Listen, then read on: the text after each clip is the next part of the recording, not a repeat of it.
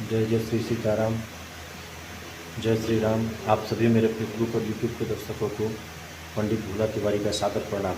आइए सबसे पहले हमारे हनुमान जी महाराज का दर्शन कीजिए।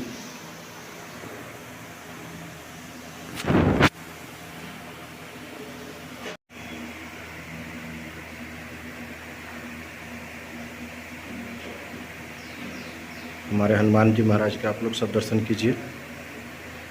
हनुमान जी महाराज, प्रभु श्री राम जी महाराज आप सभी भक्तों का कल्याण करें।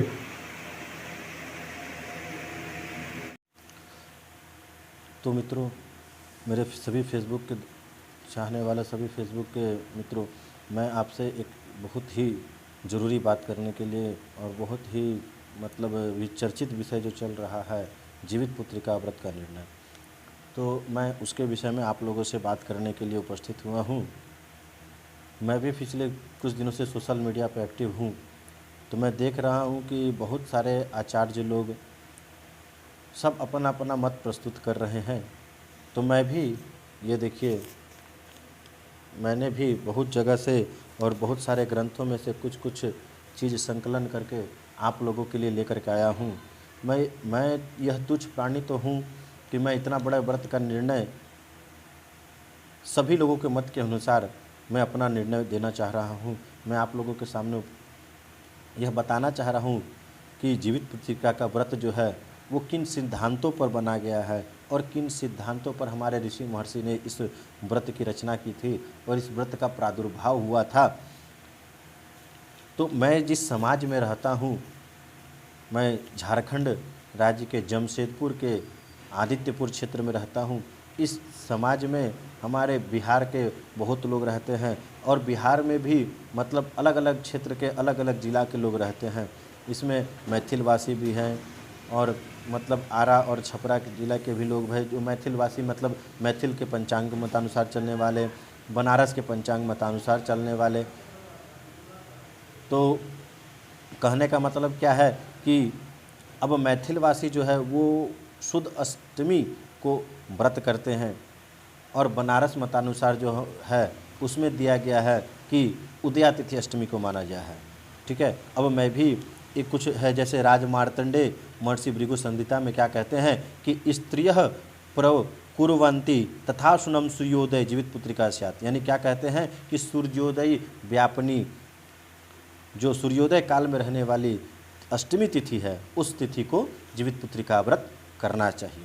दूसरे महर्षि कात्यायन ऋषि जो हैं वो क्या कहते हैं कि आश्विन बहुले पक्ष में याष्टमी भास्करोदये स्वल्पानी चित्तक्षता कार्या सा स्मृताम जीवित पुत्रिका। यानी क्या कहते हैं कि आश्विन मास की कृष्ण पक्ष की जिस दिन अष्टमी तिथि में सूर्य का उदय हो, अर्थात बहुत तल्प या थोड़ा भी समय की मात्रा में अष्टमी हो, उस दिन जीवित पुत्रिका व्रत करना चाहिए। माधवाचार्य ऋषि क्या कहते हैं कि उदय अष्टमी किंचित सकला नमी भवेत् सर्वेशा पोष्यम वरम स्त्यामी पूजे जीवित पुत्रिका। सूर्योदय काल में यदि थोड़ी मात्रा में भी अष्टमी मिल रही है और संपूर्ण दिन नवमी हो तो श्रेष्ठ स्त्रियों को चाहिए कि उस दिन जीवित पुत्रिका का व्रत करें। और जैसा कि हम लोग जीवित पुत्रिका व्रत की कथा श्रवण करते हैं, उसमें गरुड़ महाराज भी कहते हैं कि आश्विन बहुले पक्षे तिथि अष्टमी शुभम। यानी जिस तिथि को सूर्योदय अष्टमी में हो, अष्टमी तिथि को सूर्योदय हो, उस दिन व्रत करना सर्वोत्तम है। लेकिन अभी यहाँ पे कुछ माताएं बहनें अपने अपने मतानुसार, तो मैं किसी के भी भावना को ठेस में नहीं पहुँचाता हूँ। मैं सबको यही सलाह देना चाहता हूँ, हमारे जितने भी फेसबुक के और यूट्यूब के जितने भी मेरे सब्सक्राइबर हैं, मेरे जितने भी जजमान लोग हैं, उन सबको यही सलाह देना चाहता हूँ कि आप का, क्योंकि जीवित पुत्रिका का जो व्रत का जो संदेहास्पद स्थिति है वो इस साल का कोई नया नहीं है। हर साल इस तरह की स्थिति होती है और हर साल इसका कुछ ना कुछ निराकरण अपने से ही लोग निकालते हैं। तो मेरा कहने का बस इतने मतलब है कि जो लोग काशी मतानुसार, जो बनारस के मतानुसार चलते हैं, वो लोग 6 को नहाय खाए करें, 7 को व्रत करें और 8 को सूर्योदय के उपरांत पारण करें। और जो लोग मैथिल मतानुसार चलते हैं, जो शुद्ध अष्टमी को व्रत करते हैं, वो 5 को नहाय खाए करें, 6 को व्रत करें और 7 को 10:30 बजे के बाद में पारण करें। अब आप लोग कहेंगे कि पंडित जी आप तो दोनों बात कह रहे हैं, तो मैं दोनों बात इसलिए कह रहा हूँ, क्योंकि हमारे फेसबुक और यूट्यूब में बहुत सारे सब्सक्राइबर, बहुत सारे जजमान हमारे ऐसे हैं, क्योंकि मैं मैथिल हमारे बहुत सारे मैथिल भी जजमान हैं। तो मैं उनके लिए भी कह रहा हूँ कि मतलब उनके यहाँ जो शुरू से रीत चलती आई है उसी को आप मत मानिए और उसी के हिसाब से व्रत को कीजिए।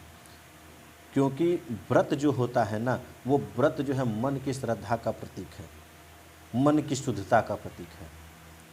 अब ऐसा नहीं कि पंडित जी बोल दिए, उसी दिन आपका मन जो मानता है, आपका मन जो ये करता है, आपके कुल खानदान में, आपके ग्राम में, आपके क्षेत्र में जो चलता है, आप उसके अनुसार व्रत को कीजिए। आप किसी न किसी को तो मानते होंगे, आप किसी न किसी को तो श्रेष्ठ मानते होंगे। आपके पूर्वज, आपके पिताजी, आपके दादाजी किसी न किसी को तो श्रेष्ठ मान के गए होंगे। तो बस इसमें संदेह की बात कहाँ है? आप उन्हीं को मानिए, आप उन्हीं को जानिए। बस इन्हीं सब बातों के साथ में मैं आप सभी से प्रणाम चाहूँगा। जय जय श्री सीताराम, जय हनुमान।